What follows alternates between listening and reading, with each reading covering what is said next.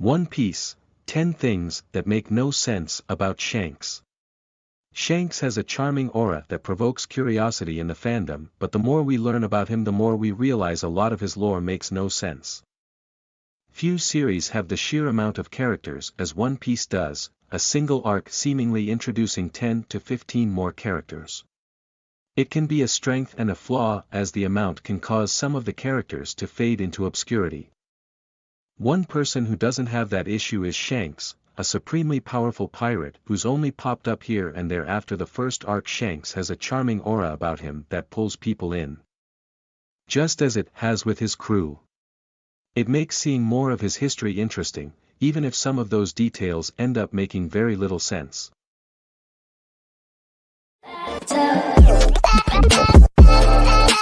10. The way his face has changed. When Shanks first appeared, he had a youthful-looking expression with a soft jawline and pointed chin. As time has worn on, his appearance has shifted. Looking more weathered. His jaw is squared and markedly more bridged, lending itself to a more manly or aged face than what he had before. The reason for it is that Oda's art style has progressed as he's grown as an artist. It's still strange to see him slowly change throughout the years as if each year in the manga is a decade for him.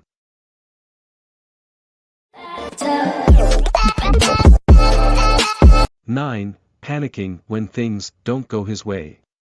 It's one thing if Shanks were just any old pirate captain. It'd make sense for him if he were inexperienced and used to things going smoothly. Where things go off the rails is that Shanks isn't the average man.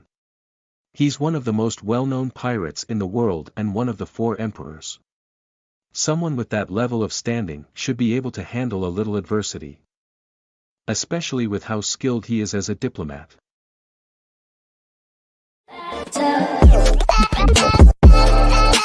8. Entrusting Luffy with Roger's straw hat. It's a symbolic gesture on Shanks' part as he sees Luffy as the future of all pirates and that he expects Luffy to return it once he becomes a great pirate. Helping spur Luffy to even greater heights. It helps bond the two, but there's no way Shanks could have felt any of this when they first met. Luffy was far too young for Shanks to see anything more than himself in the boy.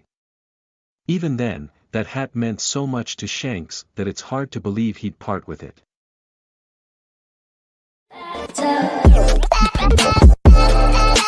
7. His standing with the world government. Considering the world government's constant conflicts with pirates and their part in the battle with Whitebeard, it's strange that they hold Shanks with the level of regard they do. They are by no means overly friendly, knowing they would need to kill him if the time ever arose, but they still do allot him luxuries not given to other pirates. Among them is being granted an audience with the 5 elders. Something that very easily could have backfired. While he's not a direct threat, you'd think they'd still want to keep him at arm's length.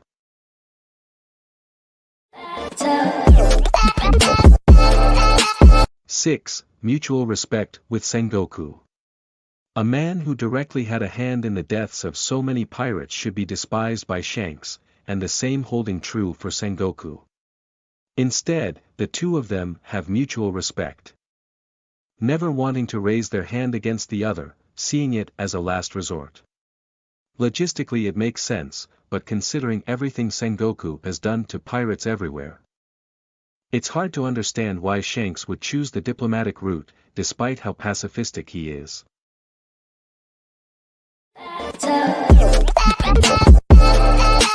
5. Fear his mere presence brings. He's been able to stop wars, sending Blackbeard scurrying away, and can strike fear into the highest ranks of the world's government. It's a reputation expected from someone who is among the 4 emperors. Even one as young as him. It will also make his first true fight feel incredibly epic when it happens. The problem is that he's the youngest of the emperors, yet he's treated as if he's the biggest threat among them. Strange since Whitebeard was supposedly the strongest pirate alive at the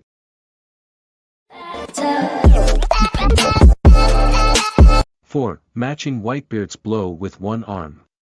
For all the hype around Whitebeard, most of it lived up to. The fact that Shanks could defend against the Mammoth Emperor's strike with one arm is rather head-scratching. It helps build up Shanks as a fighter, which was the whole point of their fight, but it also further brings into question why Shanks wasn't referred to as the strongest pirate on the sea. It's also hard to logistically see how it was even possible given their size difference and Shanks' lack of appendage.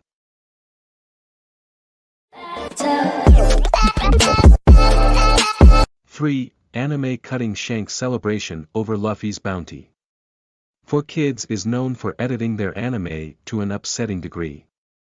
But no explanation can be given for how chopped up and unfaithful the scene where Shanks learns about Luffy's bounty is. Due to the references to alcohol, most of it was cut, ruining the jovial tone the scene was meant to have. Instead, Mihawk arrives to give the news, and Shanks comes off evil, saying he can't let the swordsman leave. It just ends on that as well, forcing the viewer to wonder what actually happens.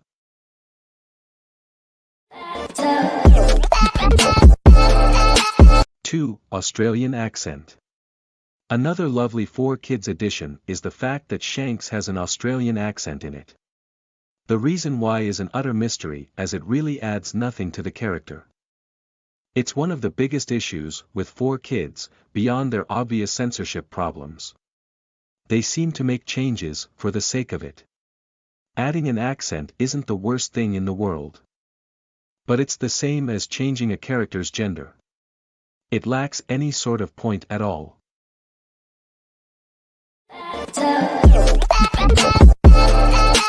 1. Using a shotgun in the video games. Admittedly, a bit of creative freedom with games is needed so the roster can be properly diversified. In this case, the shotgun is used for combo purposes and one of his ultimate attacks. It's just odd that a shotgun would be chosen for a character that's known to be more of a pacifist. If one is going to add things in for game purposes, it should be within the realm of what they'd use in the series. Such as Kushina in the Ninja Storm games being more of a joke character who used frying pans.